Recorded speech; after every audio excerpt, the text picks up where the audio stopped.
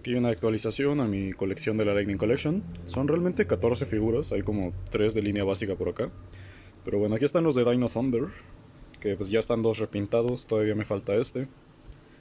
Y también tengo por aquí atrás a los de Beast Morphers, aunque nuevamente tengo 3 de línea básica porque todavía no han sacado sus versiones de Lightning Collection.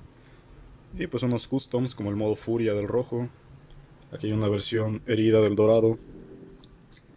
Ahí está Blaze. Está el Magna Defender, Zed, Psycho Green, obviamente Dracon, que no debe faltar. Y pues no sé, estoy emocionado porque finalmente hay listados para la amarilla de Dino Thunder. Entonces, pues sí, eso va a estar bonito, la verdad.